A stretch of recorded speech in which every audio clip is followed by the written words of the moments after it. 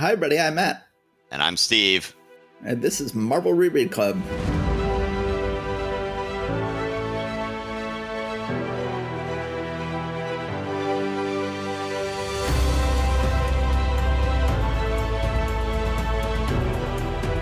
Yes, welcome everybody. We have some new things we're dealing with this week. Primarily the fact that we now have 9 issues per month that we're reading instead of 8. Because both Daredevil and X-Men, which have been bi-monthly, are at this point going monthly. And actually, I will be referring to a 10th as well, but we will not be discussing it in depth. Now I'm baffled. Oh, okay. What are you talking about? Sergeant Fury? Nope. What? What are you talking about? What? You'll have to find out, man. Okay. We apologize that we missed a week. I know you guys, it killed you guys to have 2 weeks without a Marvel Reread Club podcast. My computer died and Steve was dealing with all kinds of crazy stuff. And so we took a week off, but now we are back. But the other big news is that we got tired of the first half of each month being great and the second half of each month being bad. So we are going to no longer do the books in alphabetical order. We are going to mess around with the order just to sort of mix it up. Yes, I look forward to that. Let's keep it from getting too stale. All right.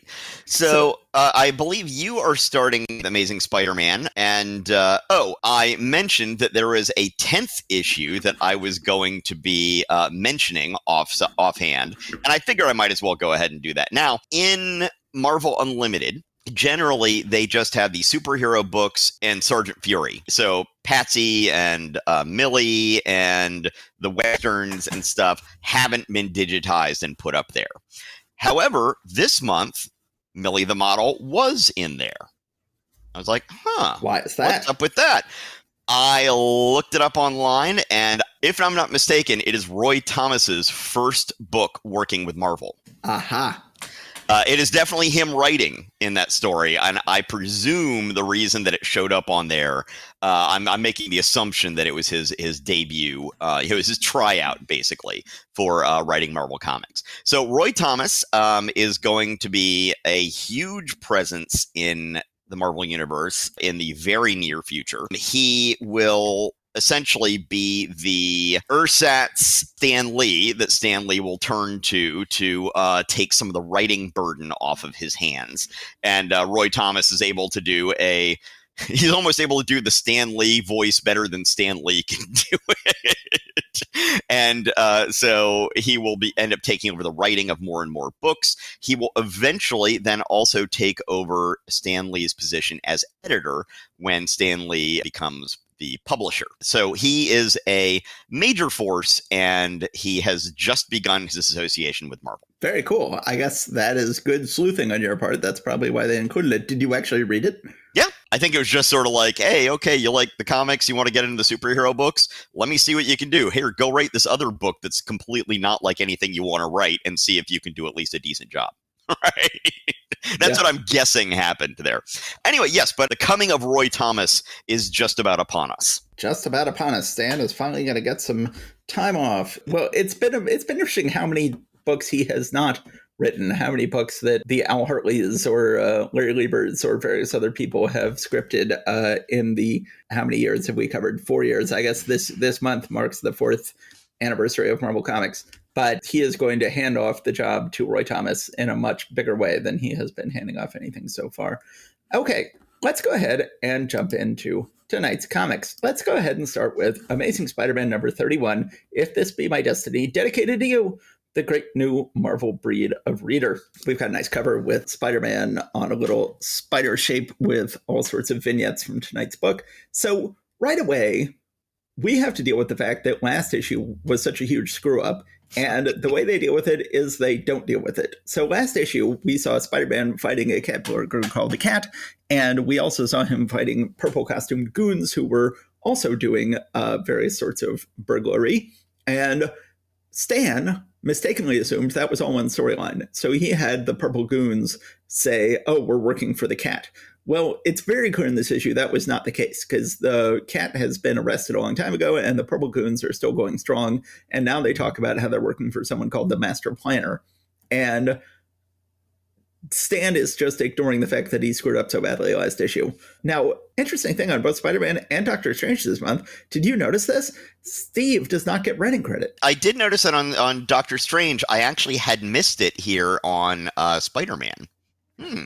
It says masterful script by Stan Lee, magnificent artwork by Steve Ditko, mellifluous lettering by Sam Rosen. Now they're saying Stan Lee wrote the script and Steve Ditko did the artwork. They're not saying who did the plotting. It's like, well, if one of them wrote the script, the other one did the artwork, who did the plotting? Steve has been getting plotting credit on the page on both Spider-Man and Doctor Strange for recent months, but not here. Anyway, presumably still plotted by Steve Ditko and just script by Stan Lee. So we have, once again, these goons, and I like the way these goons look. They are robbing some scientific equipment. They fly off in a helicopter. Spider-Man spots them robbing it, gets in the helicopter, is fighting them. Spider-Man then decides he's going to be a little badass here. They are getting him with gas. He's about to be knocked off. He's like, I'm going to just knock this helicopter out of the sky, and I'm going to swing some metal stuff up into the blades of the helicopter and cause the helicopter to plummet out of the sky. And I'm like, that's kind of like killing a bunch of people there, Spider-Man. But they are over the water, so the helicopter plunges into the water. And then Spider-Man does say, I can't let them drown, even though they probably deserve to. And he goes back to save them, but they're all gone. Turns out they had scuba gear on them, or other people with scuba gear came and rescued them. So Spider-Man's just baffled, seemingly has a clear conscience, doesn't feel like he killed them. He's just wondering where they all went. We see that they have an underwater lair that they are working in, where someone named the Master Piner is this, I think it's a very cool looking underwater lair that he lives in, but we do not know who the Master Piner is. So they keep doing this on Spider-Man. They just keep doing mystery villains. And that's become sort of Spider-Man's thing. The Big Man, the Crime Master, the Green Goblin, and now the Master Planner are these mystery villains who there's this big mystery of who it will be revealed to be. And Spider-Man is terrible at this. He has never once solved any of these mysteries. He did not solve who the Big Man was. He did not solve who Crime Master was. He has not solved who Green Goblin is. And he does not seem to be too much better with this one. So they've decided this is a major element of this book, despite the fact that it's not really our hero's strong suit. Meanwhile, we get a huge turning point in Marvel Comics, and certainly a huge turning point in this book. Spider-Man goes to college. There is a very nice montage on the bottom of page 6 of Spider-Man dealing with registration in all of its forms, running into Flash Thompson again, who says drop dead. Then, meanwhile, he finally finds out that Aunt May is sick again. She finally can't hide her passing out around him, and she passes out and gets sent to the hospital. And then we get a really interesting thing where, then we get a new supporting cast. Betty Brant is still around for a little bit more. Liz Allen is gone. It's not going to show up for another 100 issues. And Flash Thompson sticks around because Peter Parker got a science scholarship to go to college, and Flash Thompson got a sports scholarship to go to the same college. So they are still stuck with each other. But now Flash has made some new friends, Harry Osborn and Gwen Stacy. And Gwen, people, I think, tend to misremember that John Romita introduced this cast. I'm raising my hand right now. Yeah, so that was me for most of my comics reading life. She just seems, in the way that we usually think of her, as such a John Romita creature. I mean, it's like you couldn't get much more John Romita than the way that we think of Gwen Stacy. But no, she predated John Romita. He just reimagined her. Yes, this is issue 31. John Romita is going to take over as penciler and co-plotter in issue 39. But for now, we're going to have Ditko Gwen Stacy and Ditko Harry Osborn, which is not that surprising because Harry Osborn has very much Ditko hair in the sort of Bo Derek cornrows on a dude sort of look. But Gwen Stacy, I saw you pointing out on our Instagram that she is shockingly attractive. Steve Ditko is doing a very nice job making her a very pretty blonde. Particularly page 8, panel in the bottom left corner. That is possibly the most attractive, let me put it this way, most conventionally pretty woman that I have ever seen Steve Ditko draw before or since. I will put that out there. But yeah, he's doing generally a good job with her. Now, as we go on, her little, and he doesn't really make it clear here, but she's basically got hair clips at the two corners of her face, the two upper corners of her face, and those will start looking more like devil horns as time goes on. Whether that's deliberate or not, I'm not sure. But yeah, he does a fantastic job with her here. But so right away, these are interesting characters. I like Harry. Harry pops right away. He's got a good personality as sort of the rich boy who is sort of judgmental. Gwen Stacy is sort of similar to Liz Allen at first. She's, again, a pretty blonde who is friends with Flash Gordon, who is friends with Flash Thompson, and is sort of, even though Flash has sort of laid claim to her, she is intrigued by this quiet boy, Peter Parker, and is sort of interested in him. And even though she would seem to be more attractive than would be in Peter Parker's league, he is sort of not showing her the attention she wants, which only eggs her on them more. So that's sort of similar to Liz Allen, but she will very quickly become a distinct character. But then there's a really interesting dynamic here going on where Peter Parker is just so worried about his aunt that he doesn't notice that everybody is forming these social connections at school, and they're all like going like, "Who are you, Peter Parker?" And he is just completely ignoring them, and he's just worried about his aunt in the hospital, and everybody just hates him now, and they all just completely judge him. And Gwen is like, "Hey, I'm the most attractive woman in the world, and I'm showing an interest in this boy," and he is completely ignoring her. They screw up one of Peter's experiments. Harry screws up Peter's experiment. Of course, Harry and Peter will eventually become good friends, but that is not going to happen for some time. And he and Gwen will eventually become very good friends, but that does not happen for some time either. So then, meanwhile, he swings around town looking for someone to make money. This is America, where healthcare is not paid for, and he is desperate for money, but swings around town and finds no crime. Well, in fairness, in 1965, there were a good number of other countries following the law of the jungle for your healthcare. We were not alone. But now we are alone. We are the last one. So then, meanwhile, back at the Daily Bugle, Ned Leeds is still just continually asking Betty Brant to marry him, and she is continually going, I'll give you your answer as soon as I learn something. I promise. And he's like, I just want you to know that I haven't changed my mind. I still feel the same way about you. I'll keep asking until you say yes. Because she is determined to discover Peter's secret before she answers Ned Leeds. Meanwhile, Spider-Man eventually ends up back at the docks. Of course, Steve Ditko loves the docks and always does a wonderful job with docks. And the Master Planner's goons are robbing a ship. I guess Spider-Man has been tipped off by Frederick Roswell and his secret identity as Patch, the crime informant, wearing a rubber mask, of course. Spider-Man is getting the tip from Patch, and who is supposed to be he is a secret identity, but he's supposed to be like a stoolie, right? He is the criminal who then feeds information to the cops.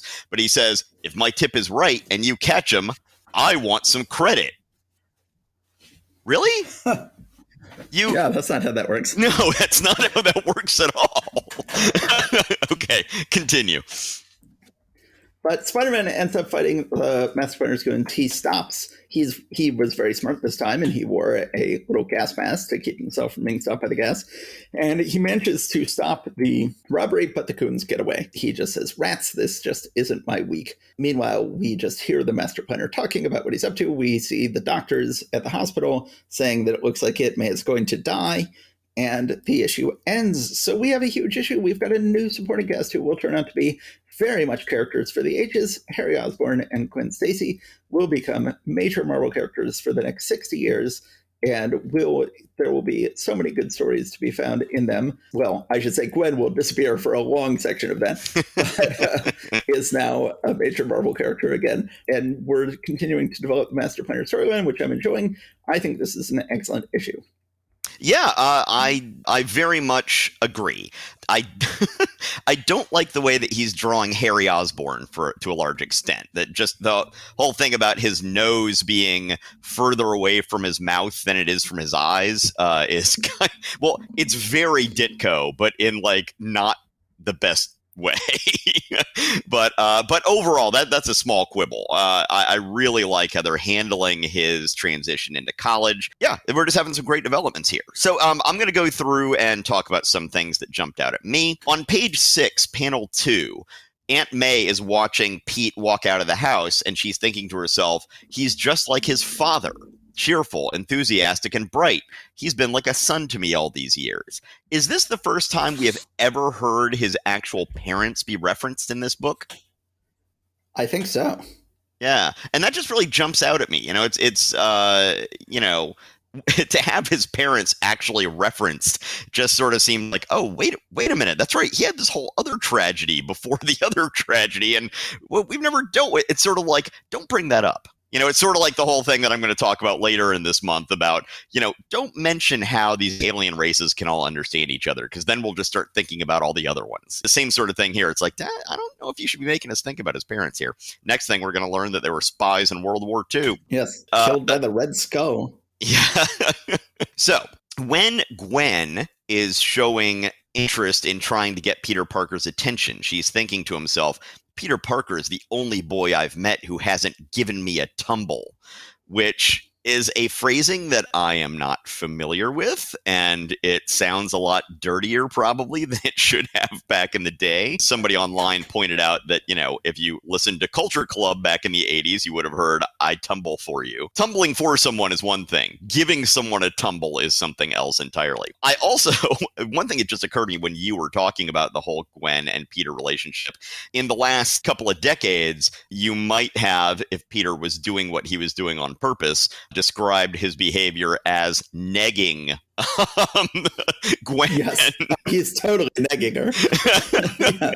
So negging, we should explain, is part of pickup artist culture of the early aughts, where they're like, oh, when you meet a girl, you should get her name wrong, or say she looks tired, or do various things that aren't directly insulting, but are indirectly insulting her. And then once you've insulted her, she's going to have her interest perked, and she is going to try harder to win you over once you have given her a minor insult of some kind. And obviously this is something where people who are not misogynists are like, oh, this is a horrible thing. This is sort of the example of why pickup culture is so horrible. And I always feel terrible because I did neg my wife when I met her. I am terrible with names. Oh, God, you can't be worse with names than I am. I was introduced to here's Betsy Ramsey. And I said, oh, okay. And then later in the night, I said, oh, Becky, was that your name? And she was like, no, it was Betsy. And that's like classic negging. And it worked. She married me. So I'm here to tell you negging works, America. Yes. I in college just decided to tell everybody I met that it would take me 7 times asking their name before I would remember it. And that way, yes, I could just keep asking, and then I'd eventually learn their names. Sometimes I'd be like the 5th time, and someone would be like, "You weren't kidding." I'm like, "No, what did you think I was kidding? That's for real." No, but you're right. He is totally negging her. This is because he is just so focused on this other thing. He is ignoring her, and clearly no one has ever ignored her before because she is gorgeous, and this is the ultimate catnip to her. And it's such an interesting way to begin what will be such a meaningful relationship to them both, with this accidentally intriguing her by just being too busy to pay attention to her. Yes. All right, so let's move on to Daredevil, and I will do my best on this one. This one is, trying to clean up the mess of last issue, so it's a bit of a mess itself. I will do my darndest to try and keep this as concise as I can. Yeah, just vaguely sum up this book. It is not worth getting into all the plot. So just to recap with everybody, last issue was written by Wally Wood, with him getting both plot and script credit. But then Stan went out of his way to tell us over and over again how terrible the writing was. And then later he will claim in a later letters page that he actually rewrote the whole book and because it was so bad. But then Stan complained already in the last book, Wally wrote this one, he's not going to write the next one. This is the first half of the mystery. I'm going to have to write the second half and explain what happened in the mystery. And we get a quick recap in this book on the splash page. Once again, Stan going like, Wally Wood wrote part 1 of this 2-parter last ish just for a lark. Now it's up to sly old Stan to put all the pieces together and make it come out okay in the end. Can he do it? See for yourself. So this is Stan just utterly at war with Wally Wood. This will turn out to be Wally Wood's last issue on the book. He is just credited as inker in this issue, and then he has gone from Marvel for good. Well, not for good. He will come back at some point in, I guess, the 70s. He draws a Doctor Doom book for a while. That is right. I totally forgot he comes back to do the Doctor Doom book. I think that's actually in the late 60s. That is true. Yeah, and that seems like a much better fit for him than Daredevil. Again, Submariner probably would have been the best fit, but yeah, Doctor Doom is not bad. Okay, so yeah, as you said, this has tons of plot, and we really don't need to get into it that much. Okay, so let's see. This might be a little too brief, but No, I promise you it can't be brief enough. okay, so essentially, Daredevil is able to break the case that the Reform Party and the organization are basically the same thing. That the organization is just being run by the same guy who's running the Reform Party, and all the crimes are being done to help get the Reform Party in office, at which point they will be able to rule corruptly and yada, yada, yada. So that's pretty much the plot. And there's a bunch of stuff with the Animen and, Foggy's old high school girlfriend who has been acting as, a honey trap? What would be the term you would say? Yeah, I'd say honey trap. Yeah. I'd say honey trap is a good way of describing her. Anyway, that's pretty much the thing. So let me just go ahead and talk about some highlights along the way. When Daredevil figures out that Foggy's old girlfriend is working with the bad guys, he comes in to, quote, rescue her. And he says, "Miss Harris, are you all right?" She says, "Oh, Daredevil, thank heavens you're here. I'm so glad to see you." And he thinks to himself, "I bet you are, you little fraud." It just seems like, ooh, okay, well, that's getting a little spicy. Yeah. So later, when the organizer is, I even want to say the planner, but I'm like, no, that's the master planner. This is the organizer, and they're different characters who just happen to be going on at the same time. But he is taking over the airwaves, and the father of the family, who's there with the TV on, is saying, "What happened to the regular show? What can this be? It's too early for Agent of S.H.I.E.L.D." Of course, it was about 43 years too early for Agent of S.H.I.E.L.D. Something like that. So that just yes, jumped out at me. They were predicting the far future there. They were there to sort of making a joke about, all the spy TV shows at the time. But in Marvel, there's S.H.I.E.L.D., so they're imagining that there was a show on TV called Agent of S.H.I.E.L.D., but many years later, there would be a show called Agents of S.H.I.E.L.D. Yes. Anyway, that's pretty much all I have to say about this issue, which is a shame for Wally Wood's association with this to fizzle out in this way. But you can't try to really polish that one. I say on my notes, first of all, it says, "Here comes Daredevil, now on sale monthly." And I wrote monthly, but why?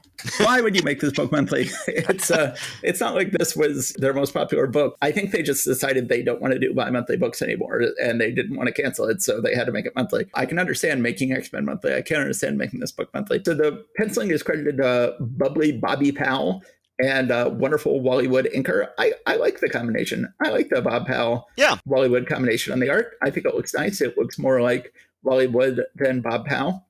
Although you can see some Bob Powell in here from time to time. Or is that I just saw last panel of page 9, where the organizer is about to hit the detonate button. I'm just thinking of all the Bob Powell issues of Giant Man that he drew, and I'm like, yeah, that totally looks like a panel out of his run on that book. So yeah, there's some of it that comes through that does look like him. But I think the biggest problem with this issue is, as was the case last issue, and now with Stan supposedly taking over the writing from Wally, he can't make it work any better. The 3 suspects for who the organizer are, these 3 people who work for the Reform Party, are all just the same dude. Like, it's Bernard Harris, candidate for borough president; Abner Jonas, candidate for mayor; Milton Monroe, candidate for assemblyman. And these are our 3 suspects, but they're all just middle-aged businessmen, Reform Party people. And who cares? Like, if you're going to have a mystery, like, one of the suspects has to be, the poor suitor, and one of the suspects has to be the rich suitor. And then depending on who did it, that says something different about society. But in this case, it says the exact same thing about society, no matter who did it. So who cares? Well, right. And in this case, it's like, which member of the Reform Party is the one who leads the bad guys? And it's like, oh no, we're all clear on the fact that this Reform Party is in bed with the gang, but all we care about is which guy. And it's like, I don't know these people. I don't care. You've given away the game. Yes. I don't care. It's like, oh, it was this guy. I'm like, which guy? I don't know. I don't care. I don't remember. But yeah, it was the Reform Party and the organizer, right? Yes. Okay, good. We already knew that from the beginning. So what do we care now? So you did sum up this issue very quickly.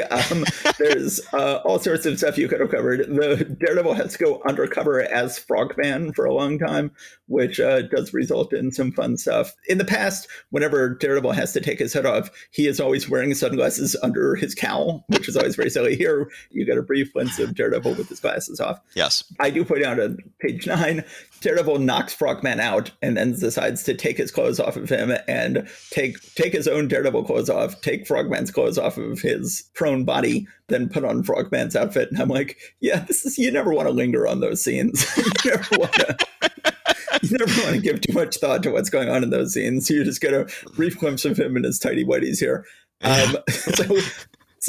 One of my problems with this issue is that you never even get a scene in which the organizer is wearing this mask, and the way they reveal who the organizer is, it's someone who has already been taken prisoner. The person's like, oh, we think it's this person, but it can't be. He's been taken prisoner. Well, it turns out, he had himself taken prisoner. He is the bad guy. But as a result, you never get to see the mask taken off. If you've got a character wearing a hood, you're going to want to see the hood ripped off at some point. And we never get that in this issue because he is revealed to be the organizer at a time when he is not wearing the hood. So I thought that was disappointing. And then the issue ends with 3 pages of soap opera stuff. Endless amount of soap opera stuff. The issue wrapped up early, and then you have the stuff, and then Matt Murdock quits the law firm. He decides that he's doing them a favor somehow by quitting the law firm, which is dubious logic, because they don't want him to go. But he quits the law firm and is leaving, and so the soap opera stuff reaches its maximum here. It says, Matt, I just want you to know, I'm sorry I had to end like this. He says, forget it, Foggy. This isn't the end. It's a new beginning for all of us. And then it says, next issue, new artist, new storyline, new surprises, but the same old action, thrills, and suspense. Don't miss it. So next issue, and for the next 8 issues, we will have John Romita come on the book, and then Gene Colan is going to take off. So he continues to have high-quality art on this book. We just had a high-quality artist for the last 8 issues or so, and then we're going to get another high-quality artist and then another. So, but the book continues to be pretty terrible. Yeah, I was going to say, I wouldn't say terrible, but then thinking about this issue in particular, I'm like, maybe terrible. Pretty terrible. Okay. All right. So I think we are done with that. Okay, let's move on. So you may notice that we are doing this out of order. Normally we would go on to Fantastic Four, but we want to save Fantastic Four for our next episode of the podcast. So we are going out of alphabetical order, and we're going to jump ahead and go to Journey into Mystery. Journey into Mystery with Mighty Thor, number 123, While a Universe Trembles. And we have Thor pushing down some walls while we have 4 members of the cast floating around him. We pick up where we left off last issue. Thor has been convinced by Harris Hobbs. Harris Hobbs is like, I want to see Asgard, but you can wipe my mind afterwards, and I won't take any pictures, and I'll never know I even did it, but I want to go to Asgard, or else I'm going to reveal that you're Don Blake. And Thor's like, well, okay, if you're never going to tell anybody and you're not even going to remember it, okay, I'll take you there. And he had said last issue he wouldn't take any pictures, but now he's got his camera here. Now, you pointed out on Instagram that Thor is swinging his hammer around in a way that he would have to be swinging his arm right through Harris Hobbs as he swings it around. Well, on the splash page, it looks like it's going over his head, but there are at least 2 other panels later in the issue where it is clearly going right through his torso. If you look at it too long, you're like, wait a minute. Yes. So, once again, they go overboard with the credits on here. Fantasy to dazzle thy senses, written by Stan Lee. Drama to quicken thy pulse, illustrated by Jack Kirby. Beauty to nourish thine eyes, embellished by Vince Colletta. And balloons to compound thy confusion, lettered by Artie Simak. Yes. So then Thor takes Harris Hobbs to Asgard, only to find that he is not the first mortal to go there because Absorbing Man is already there kicking ass. And there's all these poor hobbled troops who are like, ugh, the Absorbing Man has been here beating us up. And sure enough, they find the Absorbing Man fighting Odin and absorbing Odin's power and shooting it back at him. And there's big stuff going on. Meanwhile, back on Earth. So this has become a huge problem in that they never identified what country Thor was in when he dropped the Northern Stone. And this continues to be a big problem because it's still very unclear what country this is, because now we're dealing with the dropped Northern Stone. And they say it is an Asian country, but it's an Asian country with a witch doctor. There is a witch doctor who is hiding from communist troops. So Well, this okay. is all very confusing. It very much makes no sense. As a matter of fact, there's one of the panels that I marked earlier. The natives, I don't know what you'd say, the indigenous people, let's just say that. The indigenous people of this area have this sort of fortress that looks like it's kind of on the edge of a jungle. But then it says this is on a lonely plateau on the outskirts of Mongolia. And Okay. Does Mongolia have witch doctors? I mean, I'm sure that at points in their history, they've had shamans of one sort or another, which I guess are pretty much referred to as witch doctors through most of white American history, talking about them. But it's not the one that looks like we've got in here. As a matter of fact, he looks. I mean, what does he look like? Southeast Asian and or African, kind of mixed together in terms of their, like, the shields of the indigenous people are carrying and the shape of the mask. It's very confusing. But then to make it even more confusing, he doesn't run across the Nornstone where Thor dropped it. It says, the enchanted stone which can never remain long in any one place, but levitates itself at random as it is just now done, traveling thousands of Earth miles in one single mystic journey. So they make it clear the stone may have traveled thousands of miles since Thor dropped it. Anyway, we've lingered on this fact too long. So then the witch doctor finds the Nornstone, instantly gains the ability to catch the communist bullets, throw them back at them, and get into a huge fight with them. Meanwhile, back on Asgard, Absorbing Man is still seemingly kicking Odin's ass, and to the extent where then Loki comes in and Thor's like, oh great, here's Loki to tell a bunch of lies about how this isn't his fault. And Loki's like, nope, I'm not going to tell any lies. I'm going to go ahead and just come out to Odin that I am evil. So Odin says, Loki, are you then so sure of yourself that you dare flaunt your treason before my very eyes?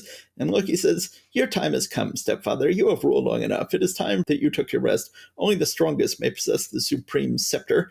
Let it now be mine. So then he demands Odin's scepter, or else he'll have Absorbing Man continue to cause big trouble. And Odin's like, okay, I give up. I'm going to give you my scepter. I'm going to give you all my powers. And he hands over the scepter, but then Absorbing Man's like, why should you get the scepter? I want it. And they start fighting over the scepter. And Thor is like, I mean no disrespect, sire, but there was no reason for abject surrender. I can still regain yon scepter if thou but say the word. And I love Odin's look as he is sort of flicking his fingers at Thor. You can sort of see in Kirby's art, you can sort of see the flicking of the fingers. Yeah. As Odin says, another moment's patient, valiant one. The play has not yet ended.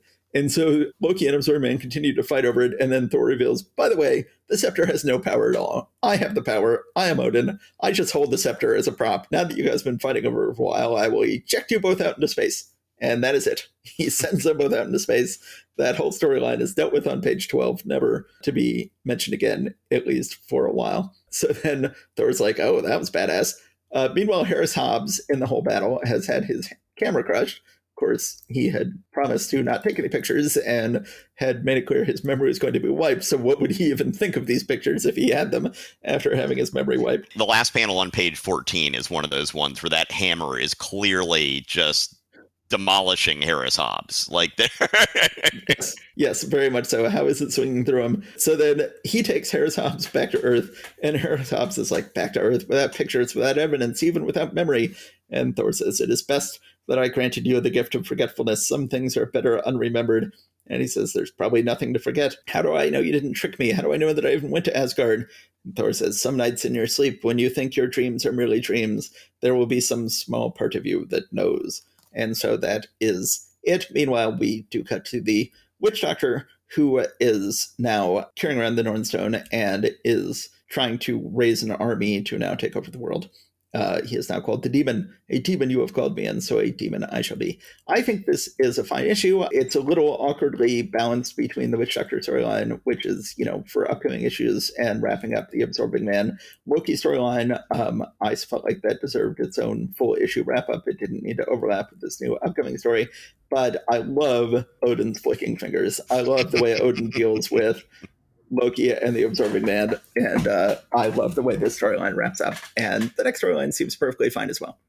Yeah, one thing that I find interesting is the sort of moral category that they put the demon into, in that they are an indigenous people that are being taken over by the communist hordes. I don't know, in that situation, hordes actually sound like it might be the wrong word to use, since that was actually the name for basically an army in Mongolian, if I'm not mistaken. They very much show that he starts out as a champion or a shaman or whatever of an indigenous people who are trying to fight off an invasion by communist forces.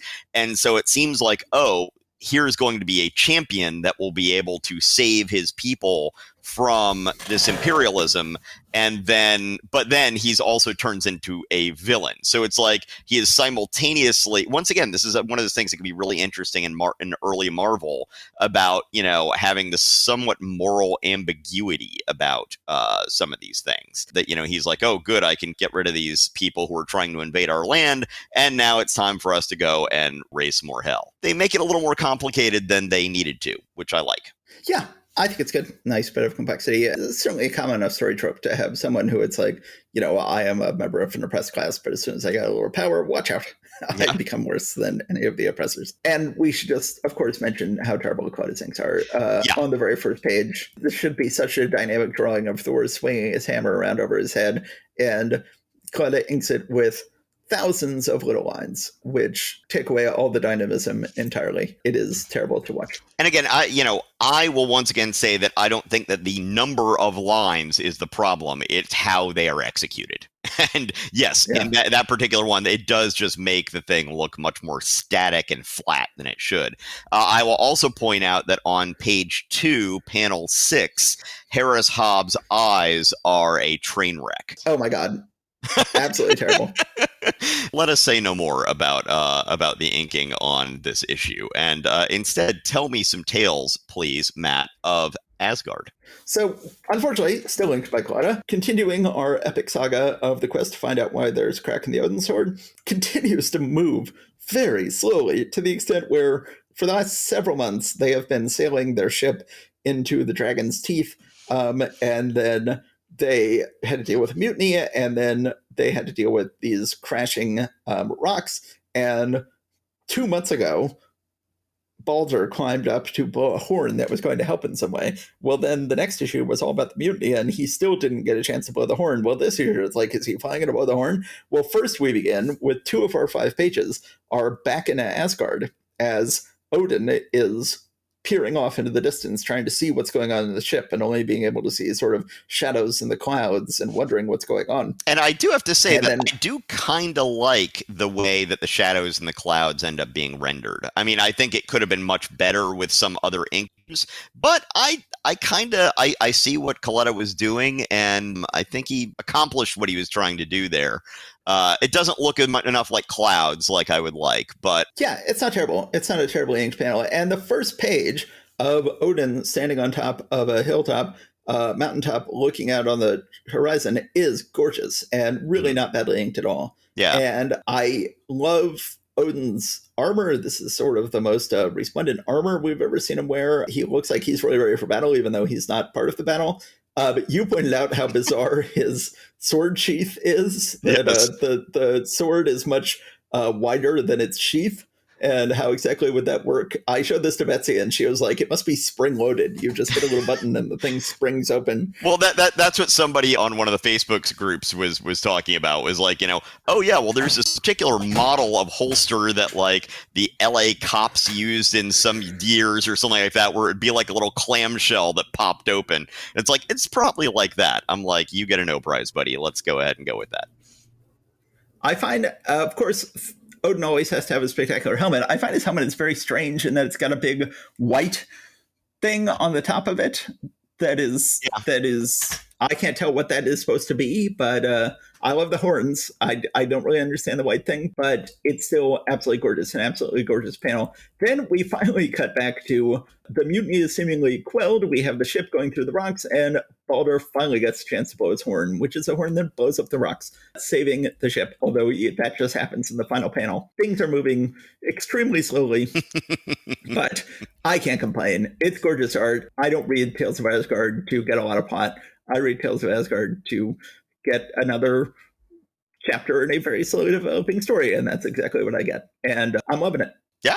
It's good stuff. I mean, it is ludicrously slow, but yeah, it's tons of fun, and I'm not gonna turn it down. Yep, and we got to see a great armor on Odin. We got to see a absolutely gorgeous splash page of Odin, which makes the whole issue worth it. Okay, all right, so let's go ahead and jump on to Tales to Astonish.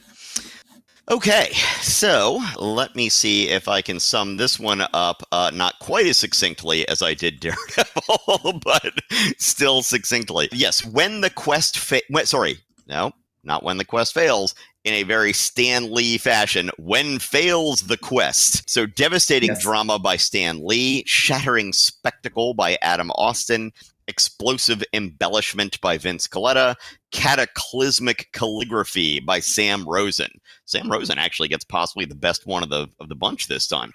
So, and we should say that Adam Austin is Gene Colan. Yes, Adam Austin is still Gene Colan. They have not found a new artist to be going by the name Adam Austin, like the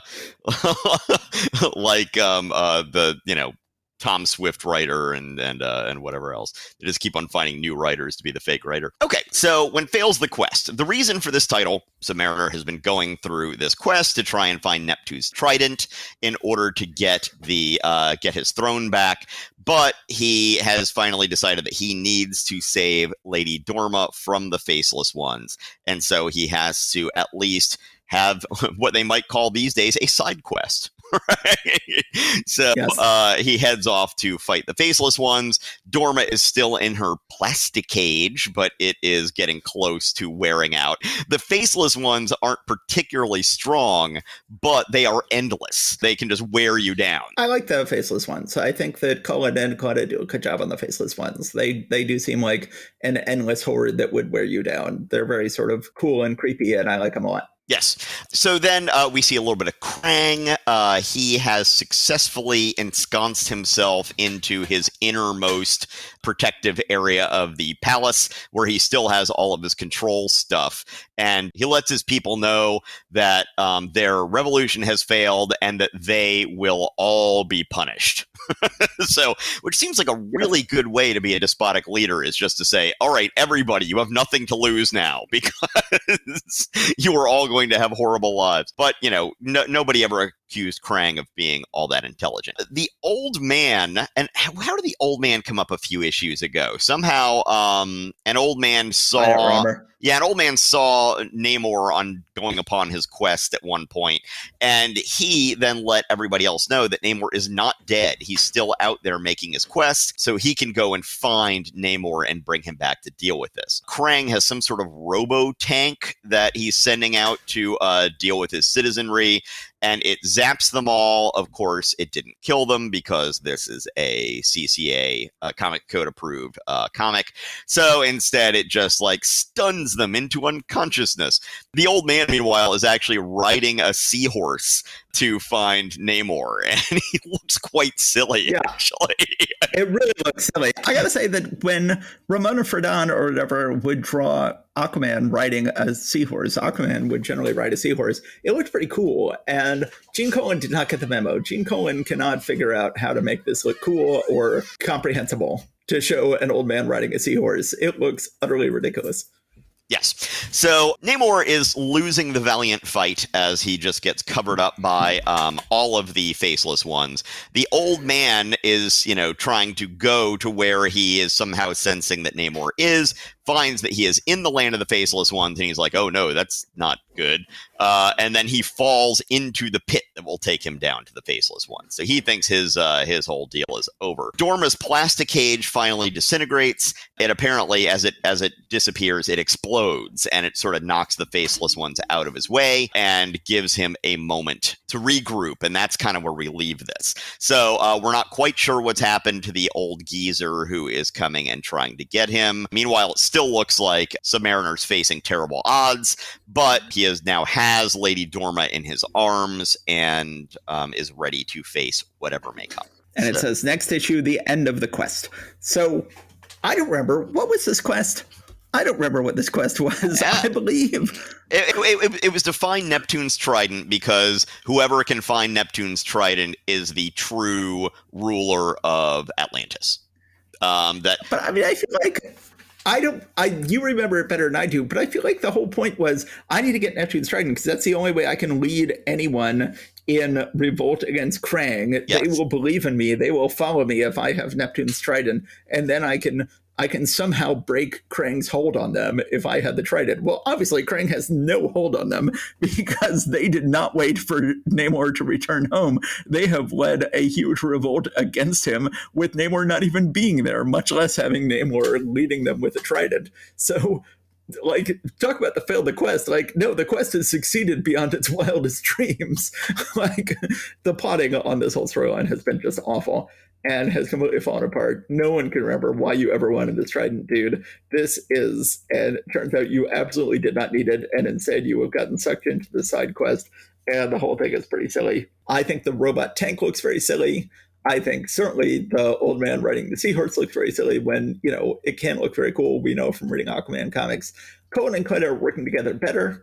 I think the art is not terrible. I really like the faceless ones. Also, not much happens in this issue in terms of Namor is protecting Dorma from the faceless ones on page 1, and he is still protecting her on page 12 at the end of the issue. I'm glad that this storyline is going to wrap up next issue, but it has been a mess. Also, one thing I did notice is at one point the revolting peasants, and of course we know peasants, the peasants are revolting, Yes. is one of them says, an armored mobile defenso-wall.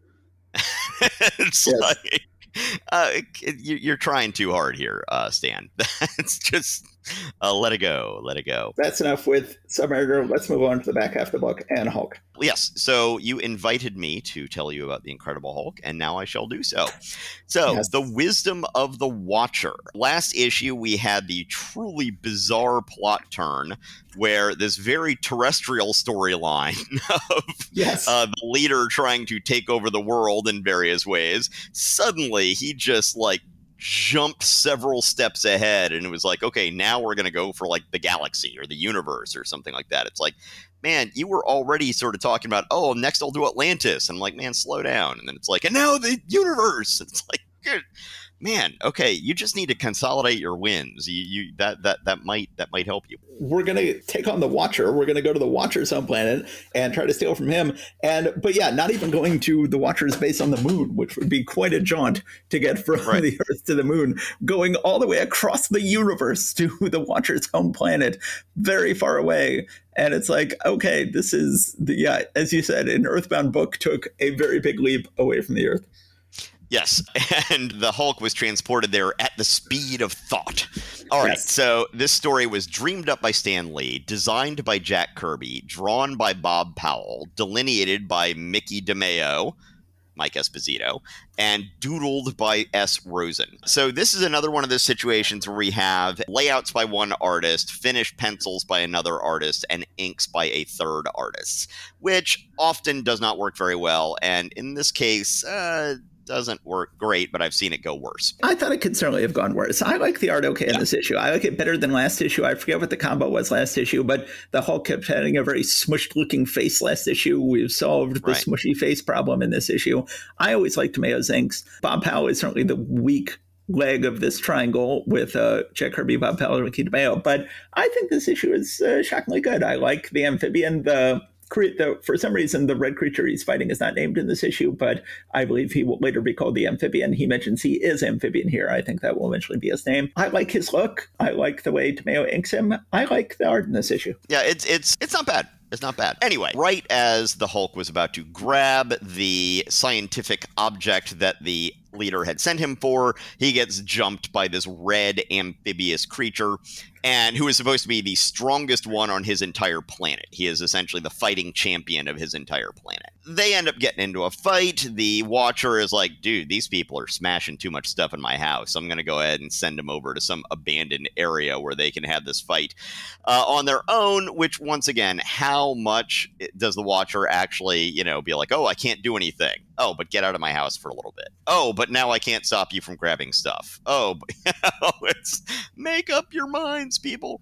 So they're fighting against each other. The amphibious lizard-type creature takes the fight underwater, thinking that will give him the advantage, not realizing the Hulk has so much breath that he can hold in his lungs that it's going to take a while for that to actually give him any advantage. I've never bought this, by the way. The whole idea that if you're super strong, you can hold your breath for an awful long time. Never bought that. Never really made any sense to me. Also, they go back and forth on that because oftentimes gas is brought up as one of the Hulk's weaknesses. Oh yeah, but you can gas him and then he'll be out. Talking about the art, there's one panel at least that really does not work well. Last panel on page 5 where the Hulk is squeezed in a rock crevasse. And I don't know, man, that face on page 5 looks like some sort of indie comic. It doesn't look like a Marvel superhero comic. It looks like something that would look just fine in, like maybe Daniel Close or Clowes, or however you pronounce it, or one of the 60s underground comics guys or something like that. It just looks really weird. Anyway, so the amphibian is sure that now that he has wedged the Hulk into here, that now he is victorious. But then the Hulk is able to free himself and come up and throws the lizard person out into space. At which point, though, the Watcher transports the guy back to his planet, I'm guessing, because he's like, it's clear who won, so I'm just going to go ahead and send him back where he was. Meanwhile, though, I can't interfere with you taking anything from my house. Just like, what are these rules, man? So he goes ahead and finds this sphere that has basically all the knowledge that the Watcher has, more or less, all stored in this thing. And the leader is like, yes, mine. This will be able to give me all the knowledge I need. Oh, give it all to me. And it overloads his still all too human brain, even though it's a gamma irradiated super brain. It seems to overload him and fill up his head. And then he falls to the ground in a lifeless coma state. Well, not just that. The Hulk figures out he's dead, and he looks pretty dead. And I gotta say, I've been defending the art in this issue. I love the sequence of panels on page 10 where the leader puts the globe on his head, and then some veins pop out in his huge forehead, and he starts freaking out, and his eyes get really big, and then he goes, oh! And then there's only one way of describing the middle panel of the page, and that's, and then suddenly his eyes go real dead and roll back up into his head, and he rolls over dead. I think it is a very nice sequence of panels of the leader getting too much of a good thing out of this helmet containing all the knowledge in the universe. Yes, I cannot argue with that. So a couple of things that I'll just point out that were along the way that I skipped by. At one point when the Hulk is fighting the amphibian, he ends up thinking to himself in a thought balloon, the Watcher must have done something to let us understand each other's language. Big deal. I believe in action, not talk.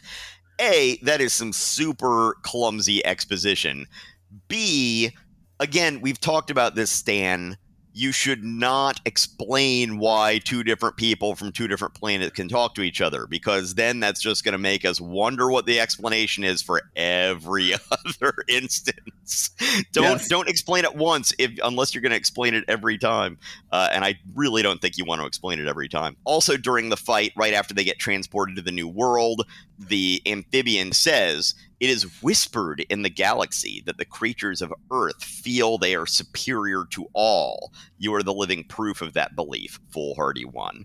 And I don't know, I find that a really interesting line. The idea is that there are whispers in the galaxy that essentially the human race feels that they are superior to everyone else. The idea that that is our reputation in the universe, I don't know, that just seems like there's a lot that you could delve into there in certain ways, especially since, Earth creatures haven't really made that, it's not like we're an empire like the Kree or the Skrull or the Shi'ar. Of course, the Kree and the Shi'ar haven't shown up yet, but, we're not an empire or anything, so how would we have this reputation, and what does it say about us that we have this reputation? Anyway, that's those are my deeper thoughts about some of the things in the issue. But other than that, I am done. Yeah, I like this issue. This is essentially this whole book, this whole many years worth of book have all basically poured into this one issue. We've got the leader has been the Hulk's main nemesis for years at this point, and he is seemingly dead. His storyline has come to its conclusion. And so the Hulk is going to have to sort of start over from scratch next issue. But I think this is a satisfying conclusion to many years worth of stories. I like it. Yes. Has it really in multiple years? I think that the leader's been around for about a year, hasn't he? Anyway, it doesn't matter. And then, interestingly, on the letters page, we have a letter from Bud Plant, who was a great distributor of comics. And the first letter on the letters page says, "Dear Stan, hey, what's this Marvel Pop Art Productions? I first saw this on Tales to Astonish. Get rid of it. Marvel Comics Group sounds better and more sophisticated. Let's have your famous trademark back. So be it," says Bud Plant of 4160 Holly Drive, San Jose, California. Bud Plant, very famous name in comics history, big distributor of comics. And they're sort of letting him take the blame here they're going to take pop art. So pop art disappears midway through this month. So half of our books this month have pop art and half of them don't. They're letting Bud Plant take the blame for taking it off because he thinks it sounded more sophisticated without it. So that is the end of Pop Art Productions, thanks to Bud Plant. Okay, so interesting. And then they have another letter from the Hulk cult at the Sigma Nu fraternity at the University of Syracuse.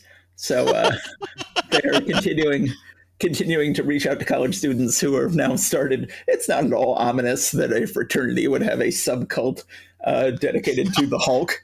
I don't know if I'd want to go to any parties thrown by that particular fraternity if they've got a subcult dedicated to the Hulk within their fraternity, but okay. Sure, you do you. I'll be over here.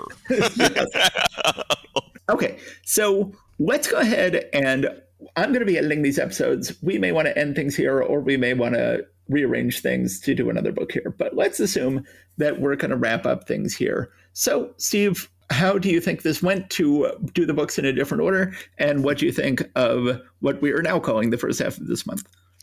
I think that breaking it up in a different way is, as I said, trying to keep it a little fresh. It did feel like we were kind of getting into a bit of a rut in some way in terms of the way we were going through this. So I think this is a good experiment. And overall, the Spider-Man was fantastic. Daredevil was disappointing, a train wreck, but it's at least going to leave us with a new beginning next issue. Journey into Mystery was pretty grand, and Tales to Astonish has been it's a little uneven. I'm still not a big fan, not the biggest fan at least, of the Namor storyline. But the Hulk, as you said, this has come to a relatively satisfying conclusion here. Yes. Okay. Well, thanks everybody for sticking with us on our week off and then bearing with us as we try a new format. We will cram in 5 issues next episode, which we are about to record. We will see you next time, America. And the rest of the world. So, indeed. Thank you so much for listening. Take care. Stay safe out there. Okay. Bye. Bye.